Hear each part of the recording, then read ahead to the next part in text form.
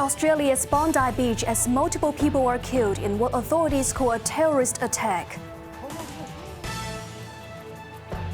The financial chief says his upcoming budget will focus on broadening Hong Kong's economic development. And lawmakers-elect urge for tougher measures to combat bid rigging in building renovation works after the Tai Po fire.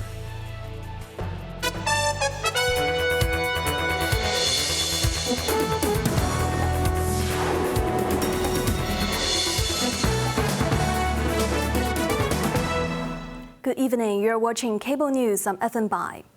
Australian police have designated the mass shooting at Sydney's iconic Bondi beach this evening as terrorist attack after at least 12 people were killed, including one gunman and dozens more injured. The second shooter has been taken into police custody and is in critical condition. Quentin Yang reports. The incident began shortly before 7 p.m. local time when dozens of gunshots were heard along the beachfront, where the Jewish Hanukkah celebration was being held. Video footage shows two men dressed in black shooting from a pedestrian bridge at the beach's north end.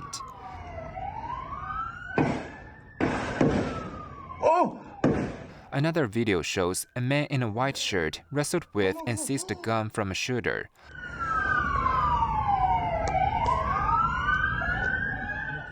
While another man chased him away by throwing rocks. Meanwhile, the other shooter kept firing from the bridge. Both shooters were later apprehended by police at the scene. Witnesses described scenes of terror as people ran away from the scene. Paramedics rushed to the area to treat injured people. Authorities stressed that the situation remains fluid, as they have located several improvised explosive devices in a vehicle nearby. Bomb disposal units were dispatched to the scene.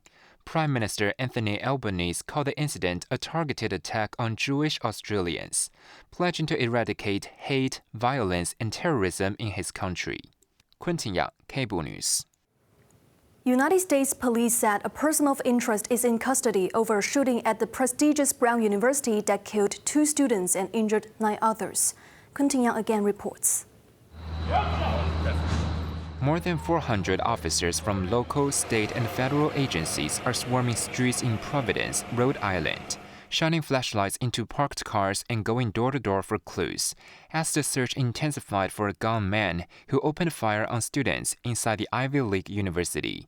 Officials indicated they had not identified the attacker, but have released surveillance footage, hoping to seek public assistance. The video shows a man in his 30s, dressed in black, walking away from the building where the attack occurred. Witnesses reported he may have worn a gray camouflage mask. The shooting erupted at around 4 p.m. on Saturday local time inside a first-floor classroom in the Barrows and Holly building, which houses facilities of the engineering and physics departments. The attack happened during final exams, forcing students to hide under desks and barricade doors for hours, as the shelter-in-place order paralyzed the campus and surrounding areas.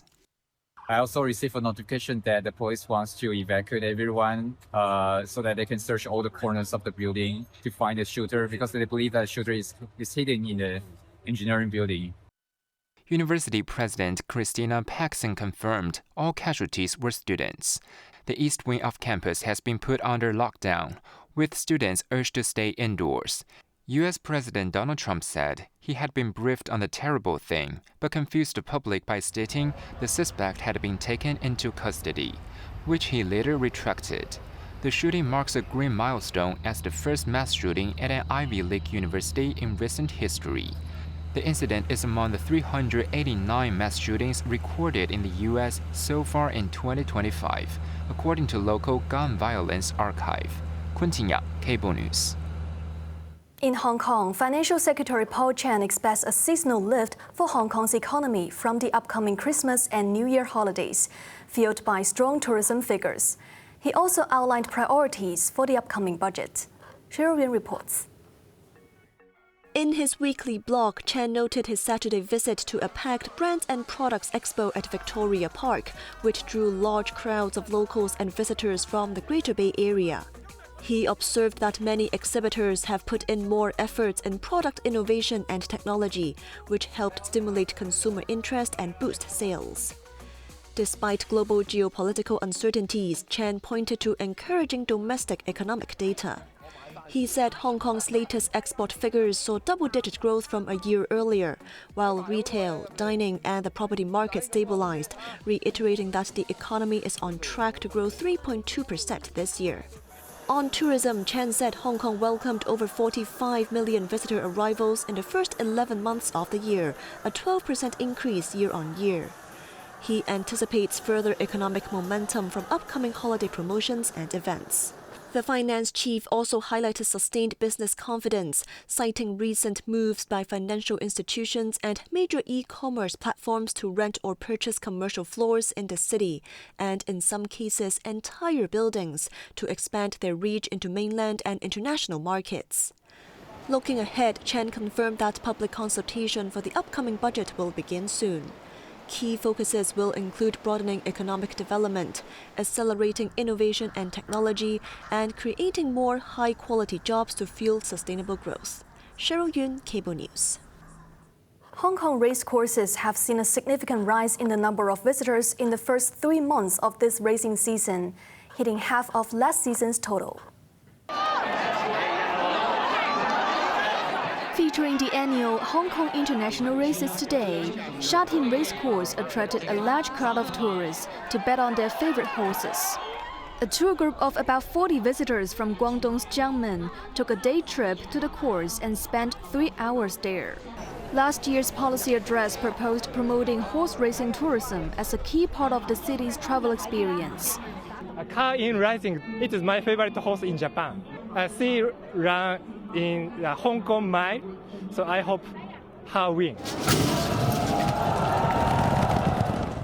Kayin Rising did not disappoint. The David Hayes trained horse retained the Hong Kong Spring title with a 16th consecutive win. Local superstar Romantic Warrior added to his storied reputation by claiming a historic 4th consecutive win in the Group 1 Longines Hong Kong Cup. The number of tourists in this season, which has just opened for 3 months, has already reached half of the 2024-25 racing season.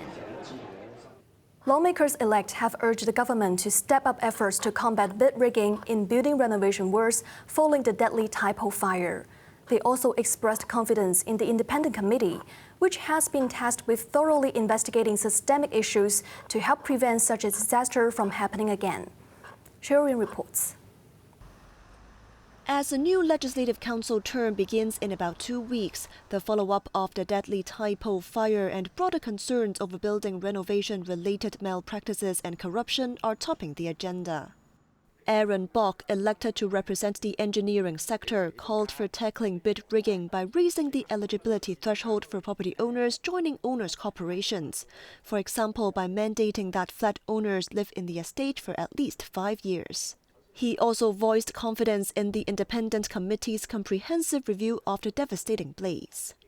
Including the investigation, including the cause of the incident, whether there's any malpractice within these renovation projects, including from the selection of the consultant, selection of the contractor, and their site management, site supervision, etc., including also the enforcement department or the whether there's enough enforcement power. I think this is a very comprehensive review. It covers the whole range. Fellow lawmaker-elect Christine Fong urged the government to establish a dedicated department to oversee building maintenance. Such a body, she said, could help flat owners select suitable third-party construction consultants to monitor renovation works. DAB lawmaker-elect Holden Chow echoed her call for a greater government role, while noting that at this stage, the investigation should be left to an independent committee. I'm sure that the entire society have high expectation on this independent committee, make sure that they probe into the entire matters, find out the cause, and make sure that somebody must be held accountable, and make sure that this sort of disaster won't happen again. Cheryl Yun, Cable News. 12 people were injured in a chain collision involving a taxi and 2 minibuses at the Western District this morning. Kunting Yang has more details. The accident happened at around 9 a.m. on a central-bound lane off Parkville Lam Road near the Wang Chiting Hall of the University of Hong Kong. 12 passengers on the commercial vehicles, including 9 women and 3 men, were injured. They were reported to be conscious and transported to nearby Queen Mary Hospital for treatment. According to the minibus drivers, the accident happened when a taxi in the slow lane braked abruptly without signaling, causing the minibus behind to crash into its rear, and then a second minibus collided with the first one. An investigation into the exact cause of the accident is ongoing. Video footage from the scene showed debris scattered across the road and significant damage to the vehicles. The collision caused traffic congestion in the area, with authorities implementing contraflow arrangements to manage the disruption.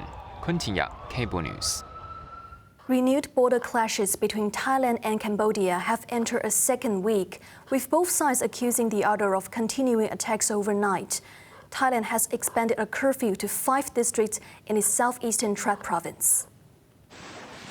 Thailand's military reported that Cambodia continued shelling overnight along the border. Thai forces also stated that Cambodian drones violated Thai airspace, prompting interceptions and return fire. According to Thai authorities, over 200 Cambodian soldiers have been killed in the past week of fighting. Due to the spread of conflict to coastal border areas, a curfew has been extended to 5 districts of Trat province, prohibiting residents from leaving their homes from 7 p.m. to 5 a.m. A separate curfew in the eastern Sakyao province remains in force. Thailand said it is open to negotiations, but insists Cambodia must first stop hostile actions. Cambodia's defense ministry, however, accused Thai troops of continuously launching mortar and bomb attacks. A suspected Islamic State attack in Syria killed 3 Americans and injured several others, prompting U.S. President Donald Trump to pledge retaliation. Jamie Liu reports. An online video showed an American warplane flying by in Syria after the attack. Reuters reported that injured personnel was taken to a U.S. military base near the Iraqi border. The ambush occurred in the central city of Palmyra during a joint Syrian-U.S. patrol. Forces of both countries suffered multiple casualties, including the deaths of at least 2 American soldiers and a civilian interpreter. The U.S. Central Command said the lone shooter had been killed, and that initial assessment showed the attack was likely to be carried out by ISIS. The attack came just a month after Syria signed a political cooperation deal with the U.S.-led coalition against the extremist group. Syria's foreign minister condemned the attack. The Syrian Interior Ministry said the attacker was affiliated with the Internal Security Command and had been flagged for suspected extremist views. However, the attack occurred before planned disciplinary actions could be taken. U.S. President Donald Trump warned there would be a very serious retaliation, adding that the United States will fight alongside Syria. This was an ISIS attack on us and Syria, and again, we mourn the loss and we pray for them and their parents and their loved ones. Very, very sad. Mr. President, will the U.S. retaliate against ISIS? Yeah, we will. Jamie Liu, Cable News. On to the weather now. Mainly cloudy and dry, cool tomorrow morning. The minimum temperature will be about 16 degrees in the urban areas. Sunny periods during the day, with the mercury rising to 20 degrees, the highest. Moderate northeasterly winds. Now let's take a look at the weather around the world.